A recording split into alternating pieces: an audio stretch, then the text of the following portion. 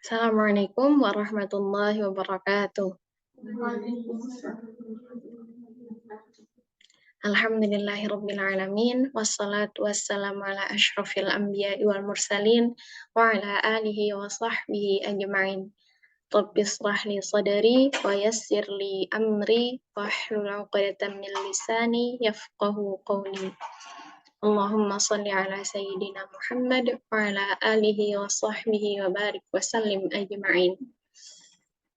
Bagaimana kabar teman-teman semuanya? Sehat? Semoga senantiasa dalam keadaan sehat walafiat, dan semoga teman kita yang sedang sakit, saudari Nadia, Allah berikan sebaik-baiknya kesembuhan. Amin ya rabbal alamin. Baik teman-teman semuanya, insya Allah pada malam hari ini Nima akan menyampaikan kultumnya berupa semacam review buku. Tapi sebenarnya bacanya belum selesai, jadi mungkin baru bab 1 dulu untuk reviewnya gitu. Itu pun masih bagian 1. Judul bukunya adalah Urbatul Quran, yang lengkapnya Raih Kembali Kekuatan Al-Quranmu, ditulis oleh Dr. Maji Al-Hilali.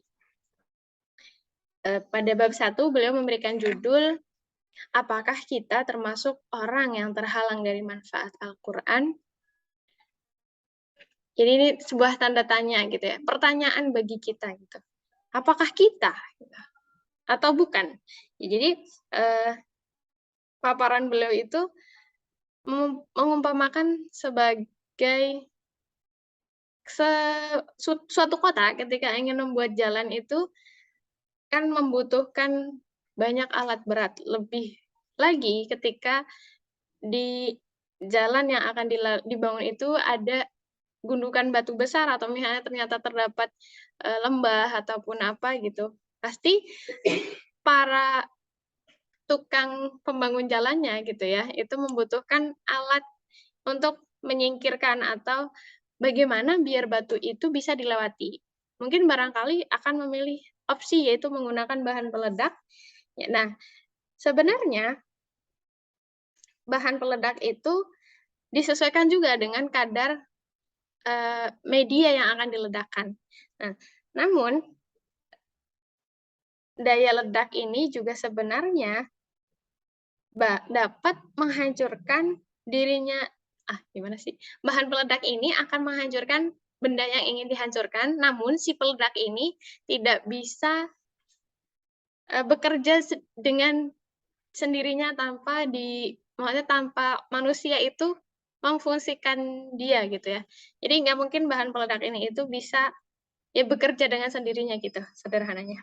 Nah, itu menjadi ilustrasi oleh penulis sebagaimana tentang kekuatan Al-Quran. Allah Subhanahu wa Ta'ala memberikan kekuatan atau daya ledak besar di dalamnya. Bagaimana tidak? Semua kekuatan di alam ini bersumber dari kekuatan Allah Subhanahu wa Ta'ala.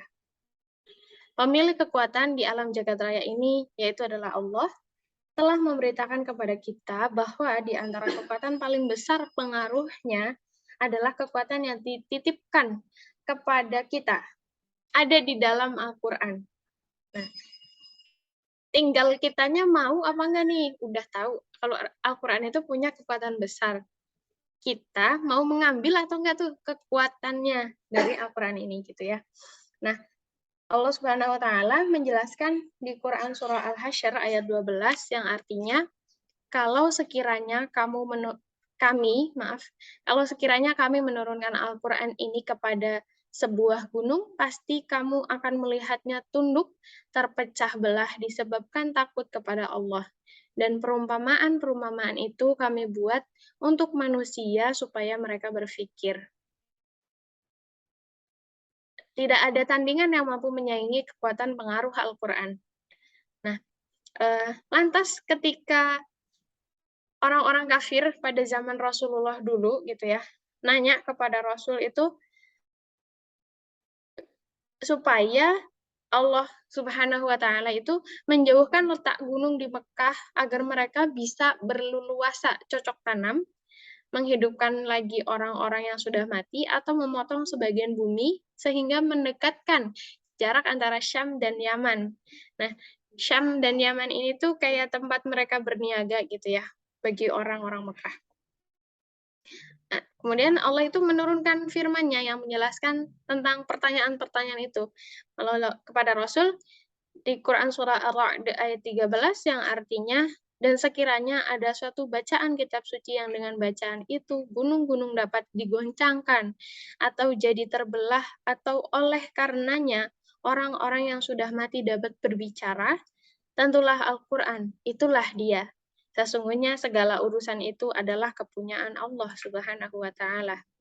Jika Allah mengizinkan Al-Quran untuk melakukan tuntutan mereka, pasti bisa dilakukan. Jadi kan tadi orang-orang kafir mintanya macam-macam. Nah, Al-Quran ini sebenarnya bisa banget buat nuntut mereka gitu atas izin Allah. Nah, kemudian pengaruh dahsyat apa yang diberikan Al-Quran apabila manusia mau menerima pengaruh itu, dan apa yang akan menjadi gimana sih? Dan akan menjadi seperti apa diri manusia jika ia masuk ke area pengaruh Al-Quran. Jadi kayak bakal dia jadi makin baikkah atau malah jadi sebaliknya gitu ya.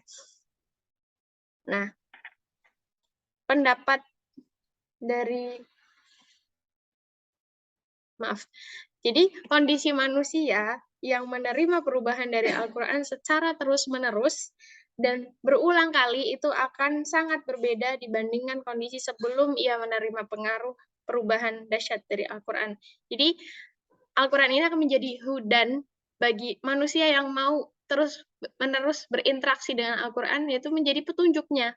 Dari tadinya yang mungkin dia masih tersesat, maksudnya dalam tanda kutip, sudah Islam tapi belum mau sholat, atau misalnya sholatnya masih bolong-bolong gitu. Tapi insya Allah dengan kekuatan Al-Quran ini, dia diberikan petunjuk, dan pelan-pelan dia bisa menyempurnakan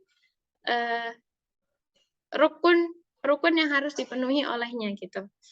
Bahkan ada tanda-tanda yang sangat jelas yang tak mungkin ditolak jika seseorang berinteraksi secara benar dengan Al-Quran dan masuk ke area pengaruh Al-Quran.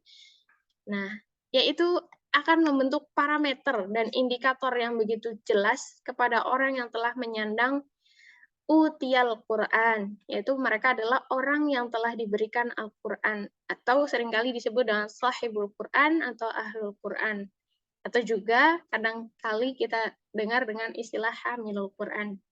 Nah, kita yang oleh Allah dikaruniai lingkungan yang insya Allah bagian dari ahlul Quran, di sini dikasih kayak penegur gitu ya buat kita, jika tidak muncul ciri tanda yang tadi sudah dipaparkan di atas ya, bisa menjadi parameter diri kita gitu ya, indikator kita, itu mungkin gitu ya, berarti sebutan-sebutan itu sebenarnya ya baru orang yang menyebut kita, tapi diri kita belum sepenuhnya sadar bahwa kita menyandang itu, dan harus adanya perubahan yang tadi indikatornya jelas gitu.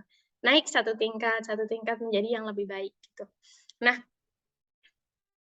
ciri-ciri yang menjadi tampilan lahir ketika seseorang melakukan hubungan baik dengan Al-Quran, yaitu perubahan mendasar dan menyeluruh dalam kepribadian seseorang, yang dengan perubahan itu otomatis memengaruhi sikap dan perilakunya menjadi seorang muslim, solih, muslih, tawadhu, mujahid fi sabilillah, tidak takut dengan orang yang mencela.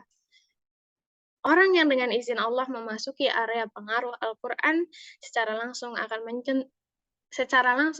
menyentuh kemukjizatannya secara alami dan spontan, berubah ke arah yang lebih positif, komprehensif, dan mendalam. Jadi tanda yang terpenting yang menunjukkan seseorang telah masuk ke area pengaruh Al-Quran dan berjalannya ruh Al-Quran di dalam dirinya, yaitu perubahan yang nyata. Ini masih dipaparkan seluruh sisi-sisi kepribadiannya. Yang pertama yaitu perubahan dari pemahaman dan keyakinan yang keliru dan rusak Nah, tadinya dia rusak, pola pikirnya itu ada persepsi yang bengkok dan yang mendominasi akal pikirannya. Nah, lama-lama ketika dia berinteraksi dengan Al-Quran, insya Allah itu akan Allah luruskan dengan izinnya gitu. Kemudian yang kedua, perubahan dalam hati yang telah dicahayakan oleh cahaya Al-Quran dengan izin Allah dan mampu memutus ketergantungan hatinya dengan hawa nafsu, lalu menambah keimanan dalam dirinya. Lalu hatinya menjadi hidup, dinamis, putih bersih, dan berbagai penyakit hati pelan-pelan bisa luntur. Yang ketiga, perubahan dalam jiwa yang menghilangkan berbagai pengaruh yang menjadikan seseorang sombong, mengarahkannya selalu untuk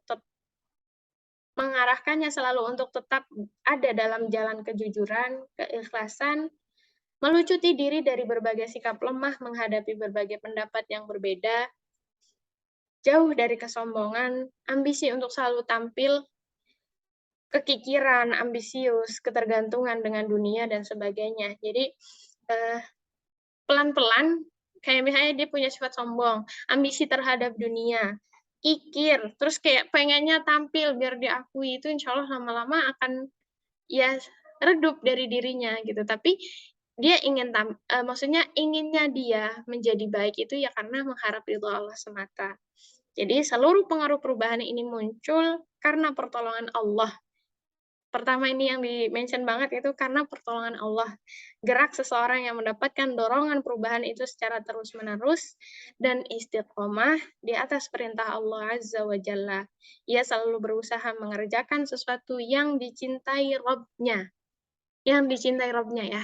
Bukan dia yang menyukai perbuatan itu, tapi dia sadar bahwa apa yang dia perbuat atas dasar untuk yang Allah cintai dan insya Allah dia akan mendapatkan cinta Rabb-nya gitu. Dan itu terjadi di setiap sisi baik individu maupun kelompok gitu. Jadi cukup sekian dari Kultum yang Nimah bawakan pada malam hari ini. Semoga ada kebermanfaatan dan semoga Allah langgengkan nikmat Al-Quran ini kepada kita semua hingga yaumul qiyamah nanti. Amin ya rabbal alamin. Akhirul kalam bila taufiq wal hidayah. Wassalamualaikum warahmatullahi wabarakatuh.